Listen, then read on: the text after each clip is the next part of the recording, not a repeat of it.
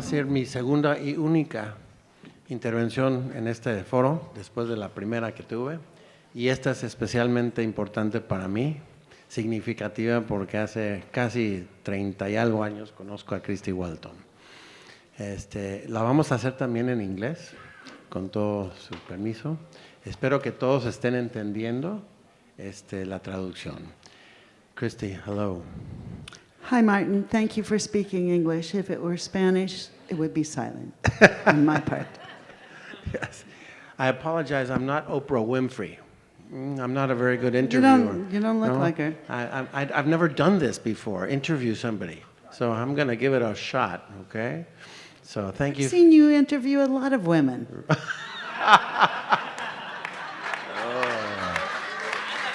Eso es confianza, eh?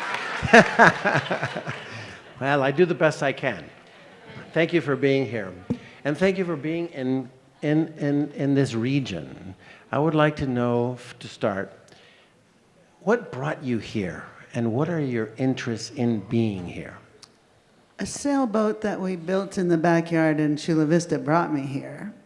But the interest is, and always has been from our first visits to this region, which have generally been by sea, is the nature of the land. It's the color, the starkness, the unique vegetation, and the people. And you have seen, although for the last 30, 40 years, some real changes in this region, from sailing through this region and now inhabiting this region. What are some of the changes that you've seen over the years? Well, I saw Cabo go from a dirt road and palm trees to boom boxes and then mega hotels and then what we have today. I chose La Paz as a focus area because one of our early visits to the region, again by sailing, was just sitting outside in the morning, and at that time, this was 40 years ago, smelling it was off of Mangles, actually. Mm-hmm. The wood fires in the morning and the chickens and the quiet of the night when Cabo had already begun to change into what it is today.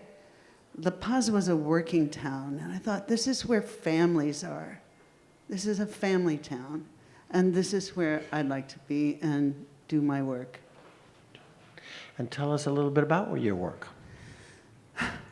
Well, there's a lot to it. Well, we were together early on at the San Diego Natural History Museum, where I was on the board for many years, and Peter Kovacs and I did the capital campaign, and focused on the bioregion, and the bioregion that extends from Santa Barbara down to the islands south of Cabo. Very unique bioregion. And what exactly was the question? What has kept you coming back, and how have you seen it change over the years? Well, we've seen a lot of the change, unplanned change. As time went on, and our son and extended family, things were changing in that sense, kids growing up and going off to school and having their own lives, and thinking about what I wanted to do. And I wanted to do a development within a watershed that actually contributed to the watershed rather than take away from it.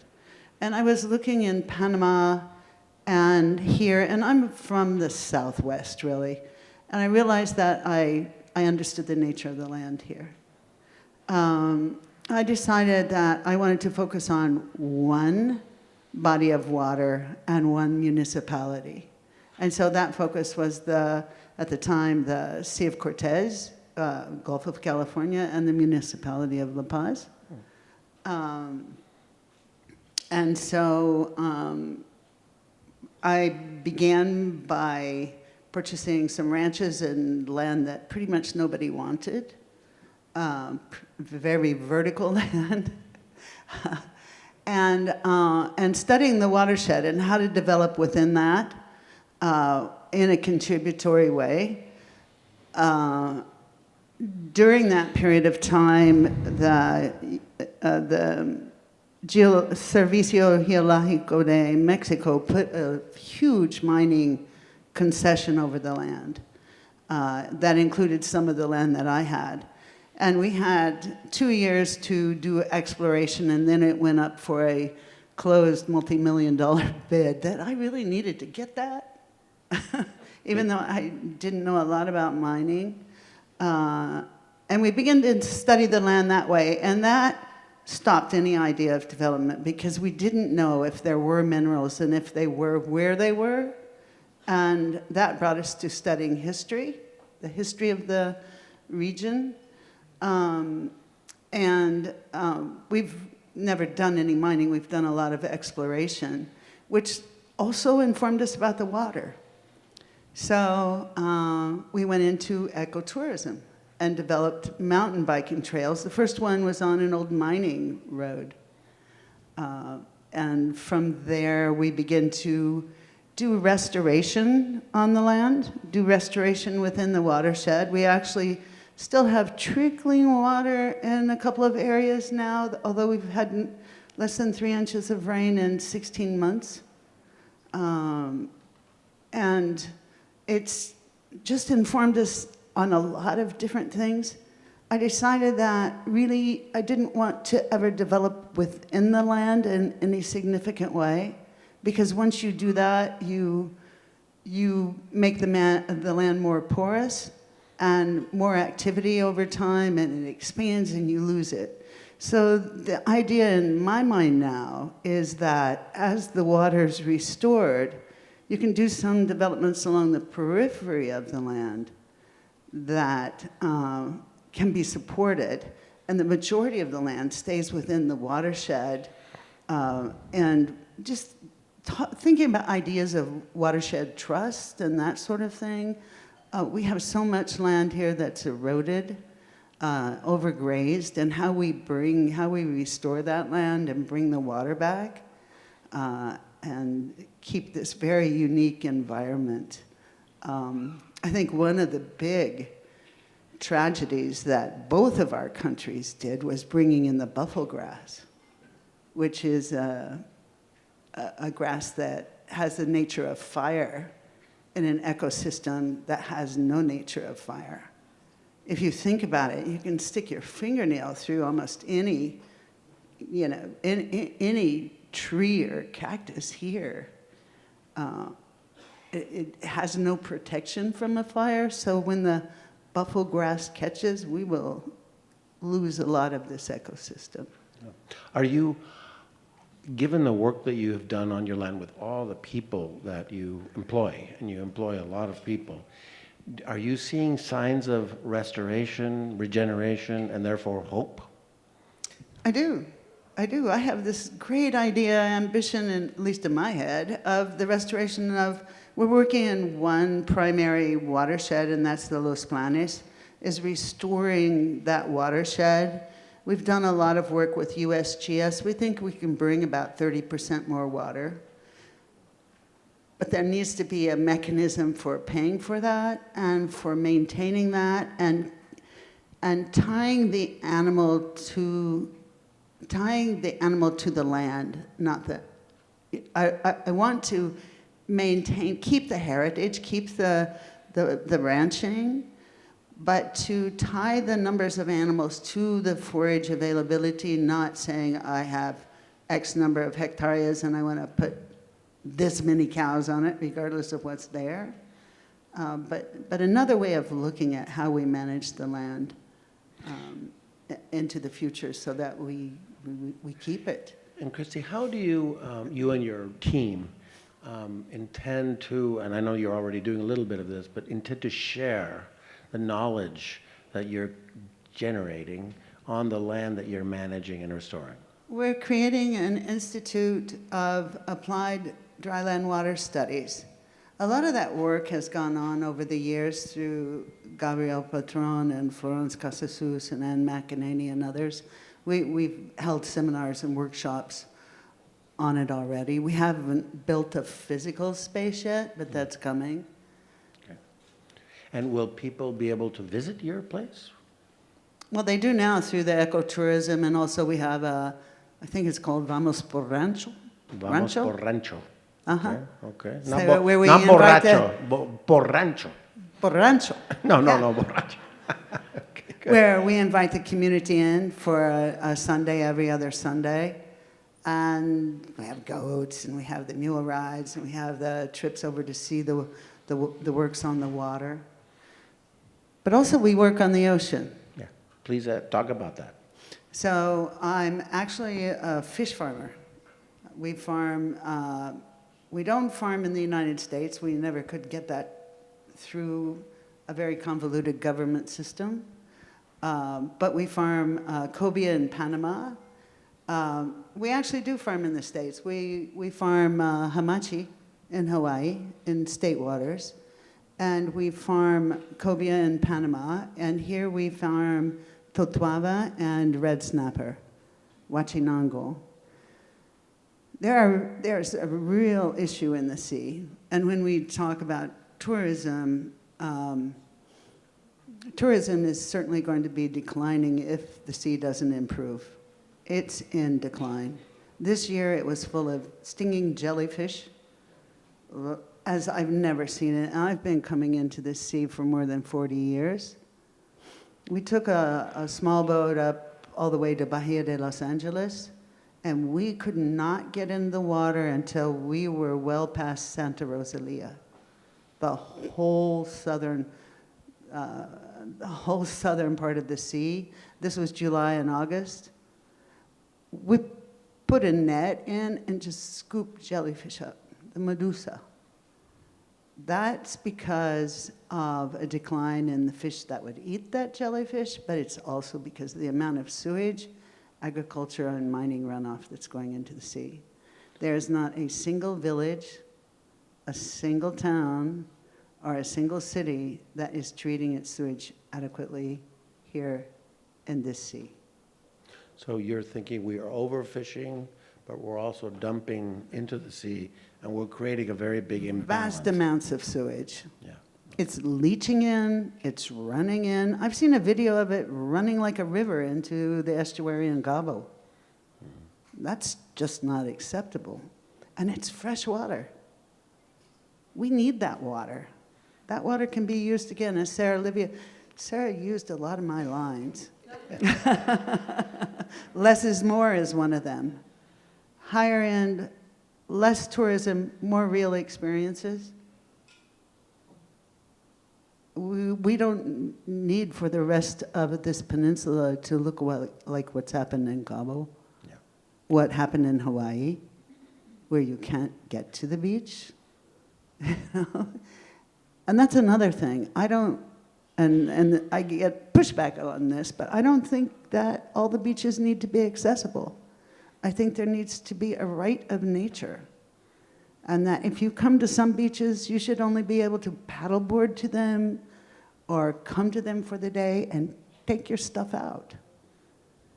But the idea that everybody should be able to drive to and on and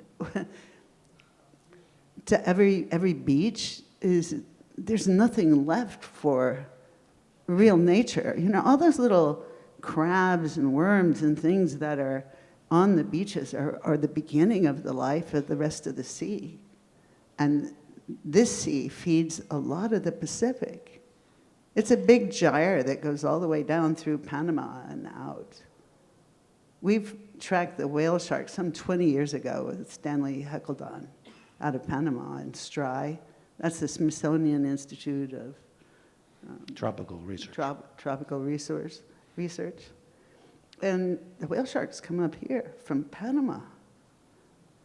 I thought that was most amazing about them. My question was, are they bands of males? Are they mixed? We don't know. We didn't know 20 years ago. I don't know what science knows now. But Christy, you're very committed to this region. When I first met you, you talked about San Diego and Wyoming as being your home. And now when I ask you, where is your home? You say La Paz and this region, Los Planes region. How have you come to think of it as your home?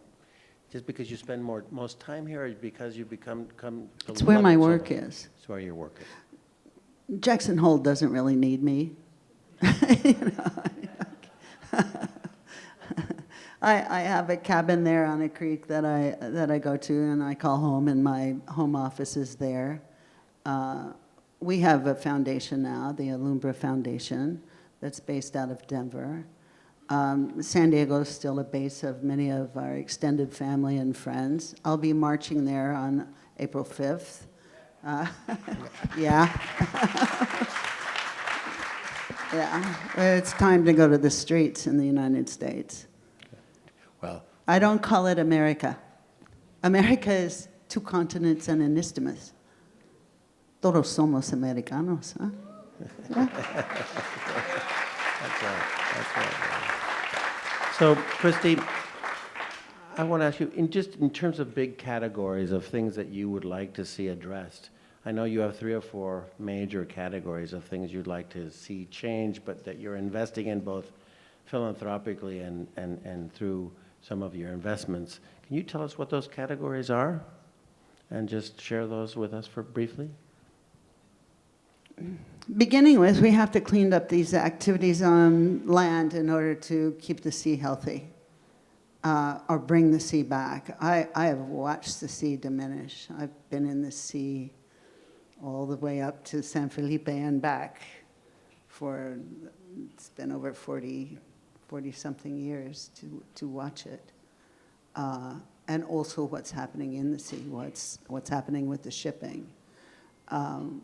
So I would like to see species restoration.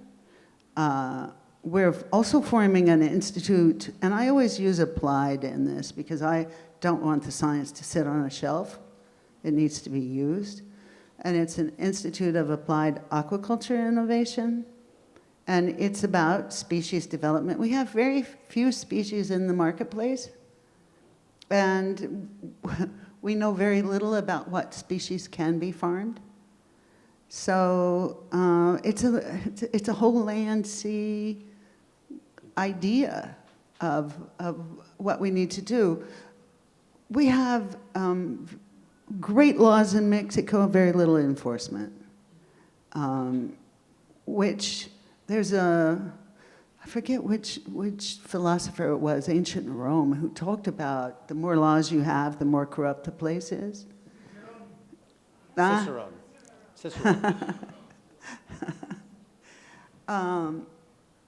Because since no one's enforcing the laws, or very little enforcement, it's very selective enforcement, let's put it that way, you can always get caught up in it. I would like to see a more robust PROFEPA in the sense of what's going on in these developments that are just unplanned. Really, as you spoke about it earlier, about regional planning for this place and building for the environment that we're in. These big hotel rooms with windows facing the west and no mitigation for solar, no thought about the energy use and the real needs of being in a place, and very little authentic experience. I have a dear friend who loves Four Seasons. She says, I can go anywhere in the world and be in a Four Seasons and it's the same. I like, why go? You know? Why go? It's the same. Let's be about where we are. Great. Yeah. If you had to leave one message, or 2 perhaps, for this wonderful group of people here, what would those 1 or 2 messages be? One thing that's come up really recently is that unless we're active in our governments do what they want to do, and it's generally for themselves. So I think that we need to be more proactive as citizens of the countries that we're in and able to articulate what it is that we want. So that's a big one. And it's also being thoughtful about where you are, how you use the resources of where you are. Here we have geothermal. all down this peninsula. I think that's something we could really look at. There are new systems, solar, wind. We don't need bunker fuel. We have some of the highest cancer rates, I think only second. La Paz has only the second highest cancer rates in all of Mexico. Why? Well, we have arsenic in our water, but really we have the heavy molecules of the bunker fuel being burned that your body treats like a hormone. And those cancers are prostate and they're breast cancers. And we have pretty high leukemia rates in our children. So I think we need to really think about other systems. Okay. Thank you. Christy, I personally want to thank you for all you do in this region. I think we all share this idea. So thank you very much. Thank you, Martin, for inviting me.